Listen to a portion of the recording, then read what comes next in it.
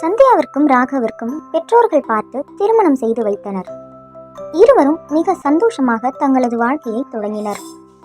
ஆனால் சந்தியாவும் ராகவும் வேறு வேறு மாவட்டத்தில் பணிபுரிந்தனர். இருவரும் அரசு வேலை என்பதால் எளிதாக இடமாற்றம் கிடைக்கவில்லை. எனவே இருவரும் வார இறுதி நாட்களில் சந்தித்துக் கொண்டனர். இவ்வாறாக அவர்களது வாழ்க்கை சென்று கொண்டிருந்தது. சந்தியா ஒவ்வொரு முறை ராகவ் வீட்டிற்கு செல்லும் போதும் அவளுடைய மாமியார் அவளை மிகவும் நன்றாக கவனித்துக் கொள்வார். சந்தியாவிற்கு பிடித்த பலகாரங்கள் அனைத்தையும் அவளுக்காக செய்து தருவார். இதற்கிடையில் சந்தியாவும் ராகவும் வேலை மாறுதலுக்கான முயற்சி செய்து கொண்டிருந்தனர். ராகவிற்கு சந்தியா பணிபுரியும் இடத்திற்கு மாறுதல் கிடைக்காததால் சந்தியாவை ராகவ் பணிபுரியும் இடத்திற்கு மாற்றலாகி செல்வதற்கான முயற்சிகள் நடைபெறத் தொடங்கியது.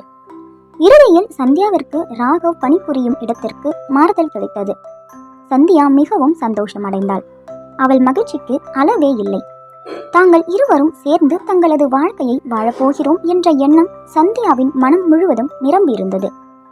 அதே சந்தோஷத்துடன் சந்தியா தன் பெற்றோரிடம் விடை பெற்றுக்கொண்டு ராகவின் வீட்டிற்கு சென்றாள். முதல் சில வாரங்கள் வீட்டில் அனைத்தும் நன்றாகவே சென்றன. ஆனால் நாட்கள் செல்ல செல்ல சிறு சிறு பிரச்சனைகள் உண்டாகின.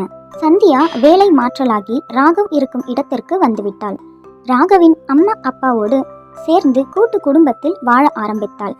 சந்தியா தன் வீட்டில் இருந்தவரை அவள் அம்மா அவளுக்கு கலவை சாதம் அவளுக்கு பிடித்தது போல் செய்து தருவார்.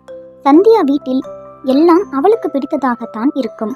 கணவர் வீட்டிற்கு வந்த புதிதில் அவள் மாமியார் அவளுக்கு பிடித்தது போல் கலவை சாதமும் குடும்பத்தில் உள்ள மற்றவர்களுக்கு குழம்பு ரசம் என அனைத்தையும் செய்தாள். ஆனால் இத்தனையும் செய்வதற்கு அதிக நேரம் தேவைப்பட்டது. மகனும் மாமனாரும் ஏன் இத்தனை செய்கிறாய், ஏதாவது ஒன்றை மட்டும் அனைவருக்கும் செய் என்று கூறிவிட்டனர். அதன் பின் சந்தியாவும் குழம்பு ரசம் என கொண்டு செல்ல ஆரம்பித்தாள். இதற்கு இடையில் சந்தியா கருவுற்றாள். சந்தியா தொடர்ந்து வாந்தி மயக்கம் என அவதிப்பட்டாள். வீட்டில் அனைவரும் மிகவும் சந்தோஷப்பட்டனர். சந்தியா மாற்றலாகி வரும்பொழுது மிகுந்த சந்தோஷத்துடன் வந்தாள். ஏனெனில் தனக்கு பிடித்தவனோடு வாழப்போகிறோம் என்ற சந்தோஷம், தானும் மற்றவர்கள் போல் வாழப்போகிறோம் என்று. ஆனால் நடந்தது வேறு. சந்தியா கருவுற்றவுடன் அவளுக்கு அதிக வாந்தி ஏற்பட்டது. அவளால் எதையும் சாப்பிட முடியவில்லை. அவள் மாமியார் சமையலில் பயன்படுத்தும் மசாலா வாசனை அவளுக்கு பிடிக்கவில்லை. ஏற்கனவே வாந்தியால் அவதிப்பட்ட அவளுக்கு இந்த மசாலா இன்னும் வாந்தியை அதிகப்படுத்தியது. ராகவ் தன் மனைவியை கவனமுடன் பார்த்து கொண்டான். அவளுக்கு ஜூஸ் போட்டு கொடுப்பது, பிடித்த உணவுகளை வாங்கி கொடுப்பது என சிறப்பாக கவனித்துக் கொண்டான். தன் கணவனின் அன்பில் தன் தாயை உணர்ந்தாள்.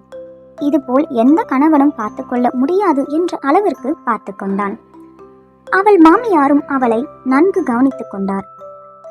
இருப்பினும் அவள் மாமியார் எப்பொழுதும் அவளுக்கு ஏதேனும் ஆலோசனை கூறிக்கொண்டே இருப்பார். ஆரம்பத்தில் இதை அவள் பெரிதாக எடுத்துக்கொள்ளவில்லை. ஆனால் நாட்கள் செல்ல செல்ல சந்தியாவிற்கு எதுவும் தெரியாது என்பது போல் நடந்து கொள்ள ஆரம்பித்தார். இது சந்தியாவிற்கு மனவேதனையை அளித்தது. ராகவ் சந்தியாவிற்கு எப்பொழுதும் உறுதுணையாகத்தான் இருந்தான். சந்தியாவிற்கு தன்னுடைய அத்தை தனக்கு எப்பொழுதும் ஆலோசனை கூறிக்கொண்டே இருப்பது பிடிக்கவில்லை. சந்தியாவிற்கு அவளுடைய அக்காவின் குழந்தைகளை வளர்த்த அனுபவம் உண்டு. எனவே தன் குழந்தையை பார்த்து கொள்ளும் அளவிற்கு அவளிடம் பக்குவம் இருந்தது. ஆனால் இதனை அவளுடைய மாமியார் கொஞ்சம் கூட மதிக்கவில்லை. அது மட்டுமல்லாமல் அவளுடைய மாமியார் தான் எவ்வாறு தன்னுடைய பேரனை பார்த்து கொள்ளப் போகிறேனோ என்று அடிக்கடி கூறிக்கொண்டே இருப்பார். ஏனெனில் அவர் ராகவனை சிறு வயதிலிருந்தே தன்னுடைய அம்மாவிடமும் மாமியாரிடமும் விட்டுத்தான் வளர்த்தார். அதனால் சிறு குழந்தைகளை பார்த்து கொள்ளும் அனுபவம் தனக்கு கொஞ்சம் கூட இல்லை என்று கூறிக்கொண்டே இருப்பார். ஆனாலும் பக்கத்து வீட்டில் இருப்பவர்கள், தோழிகள் என அனைவரும் குழந்தை வளர்ப்பு பற்றி கூறும் அனைத்தையும் சந்தியாவிடம் வந்து கூறுவார். அதையே சந்தியா கூறினால் அவளுக்கு ஒன்றும் தெரியாது என்பது போல் அவளை மதிக்க மாட்டார். ஒரே விஷயத்தை சந்தியா கூறினால் மதிக்காத தன்னுடைய மாமியார், அதுவே தன்னுடைய தோழிகளோ அல்லது உறவினர்களோ ஏதாவது கூறினால் அதை உடனே செயல்படுத்தும்படி சந்தியாவிடம் கூறுவார். இது சந்தியாவுக்கு சுத்தமாக பிடிக்கவில்லை. இந்த நிலையில் சந்தியாவிற்கு வளைகாப்பு ஏற்பாடுகள் ஆரம்பமானது.